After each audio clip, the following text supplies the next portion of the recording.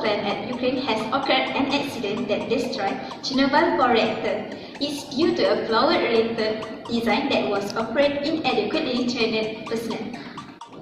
After the incident in 2012, Ukraine began construction of a permanent shelter to replace the temporary concrete and steel.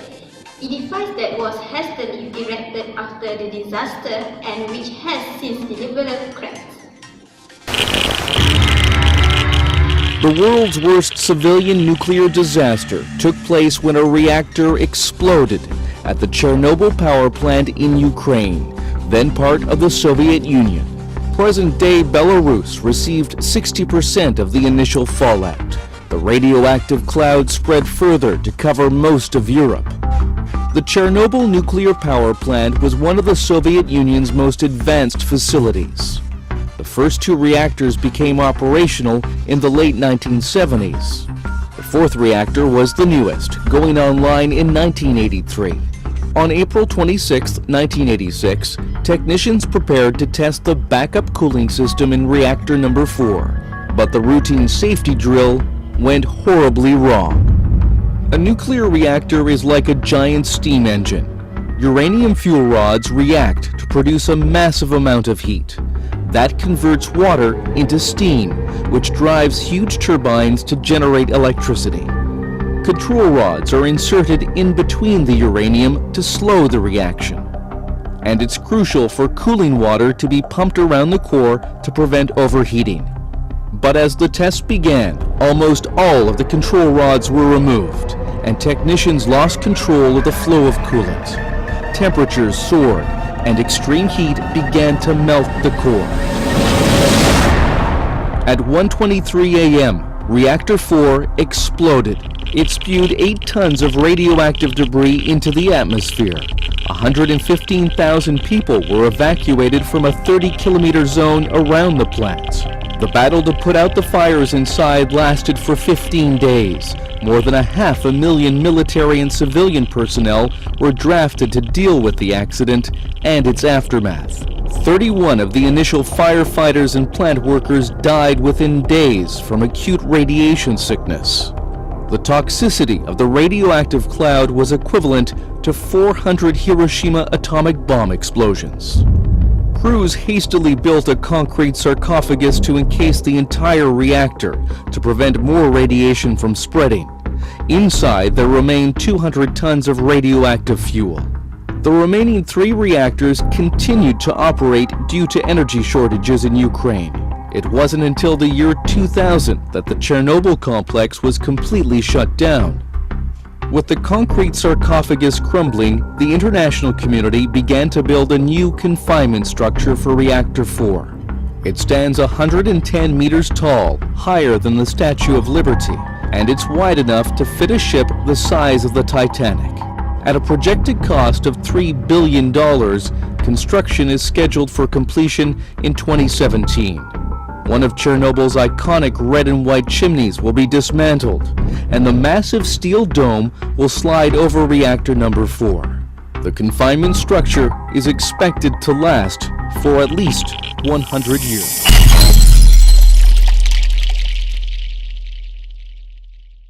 My islands, as we know, the accident happened on March 1974 in Pennsylvania. So due to the incident happened, there's many safety that we can come on, which is the improvement of the containment installation, improvement of the operator trainers, and also we make large the adaptation of the control methods. Thank you. On March 28, 1979, the United States suffered its most serious commercial nuclear power plant accident at the 3 Mile Island facility near Harrisburg, Pennsylvania. The accident released very small amounts of radioactivity and had negligible effects on public health and the environment. But it brought about sweeping changes at the Nuclear Regulatory Commission. The NRC upgraded its regulations related to everything from operator training, plant design and operations, and emergency response planning. The lessons of 3 Mile Island still resonate today. Hi, I'm Tom Wellock, the historian for the U.S. Nuclear Regulatory Commission. I study nuclear power's history for its relevance to the NRC today and to capture important insights for future generations. 3 Mile Island, which we usually just call TMI, taught the NRC a lot. The accident started around 4 o'clock in the morning when pump failures and improperly closed valves prevented the steam generators from removing heat produced by the chain reaction in the nuclear reactor. Removing this heat is essential to prevent reactor damage, and cooling water is pumped through the reactor and the steam generators to do so. When the cooling water stopped flowing to the steam generators, the reactor automatically shut down, just as it was designed to do in such a situation. Unfortunately, relief valves that help lower pressure in the reactor didn't close properly. Pressure continued to drop, and cooling water escaped from the reactor. Instruments that should have helped the reactor operators understand the situation provided confusing information, including false indications that the relief valves were closed. As a result, the operators did not understand why pressure was falling, and some of their subsequent actions made matters worse when they mistakenly turned off the reactor coolant pumps. The fuel began to overheat. Eventually, the nuclear fuel in the reactor overheated so much the zirconium cladding, long metal tubes that hold the nuclear fuel pellets, disintegrated and reacted with the steam to create hydrogen gas. The fuel pellets inside tumbled out and began to melt at over 5,000 degrees Fahrenheit. It was later determined that about half the uranium pellets melted during the early stages of the accident.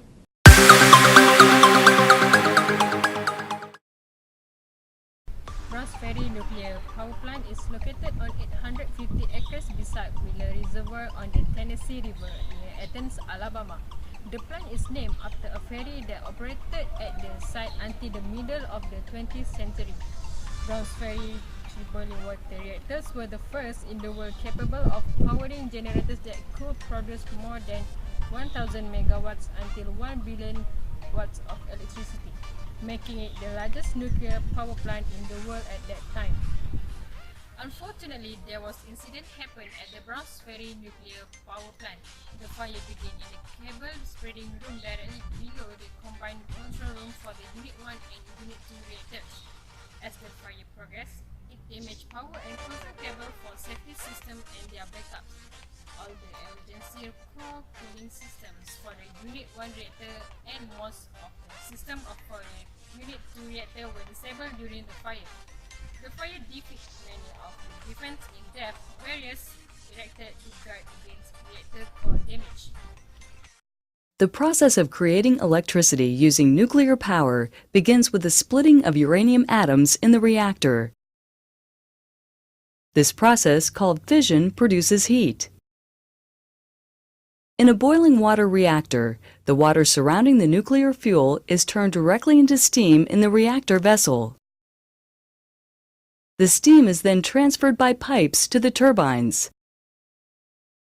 The spinning turbines drive the electric generator to produce electricity.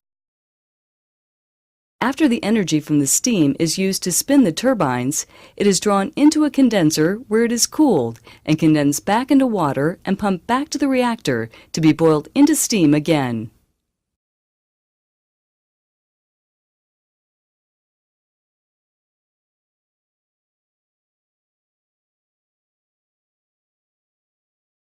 Let's look at controlling the reactor.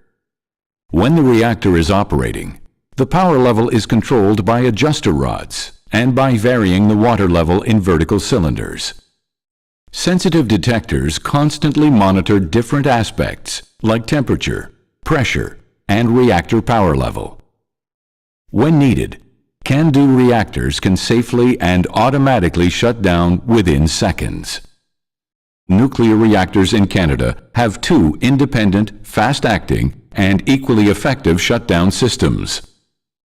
The first shutdown system is made up of rods that drop automatically and stop the nuclear reaction if something irregular is detected. The second system injects a liquid or poison inside the reactor to immediately stop the nuclear reaction.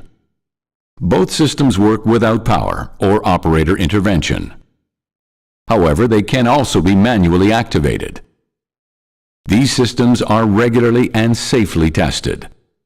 Once a CANDO reactor is shut down, it will stay this way until restarted by the operators in the control room. There is absolutely no possibility of the reactor accidentally restarting on its own after it's shut down. The reactor must be manually restarted. Following shutdown, the amount of energy produced by the reactor decreases rapidly. The nuclear fuel will, however, continue to produce some heat and must be cooled. That heat, called decay heat, represents a small fraction of the heat produced during normal operation. Lesson that we can learn from this video is we have to prioritize safety in nuclear management. First, by upgrading and strengthening of plant design and equipment requirement. This includes fire protection, piping system, auxiliary feed water system, containment building isolation, reliability of individual components, and the ability plant to shut down automatically. Second, by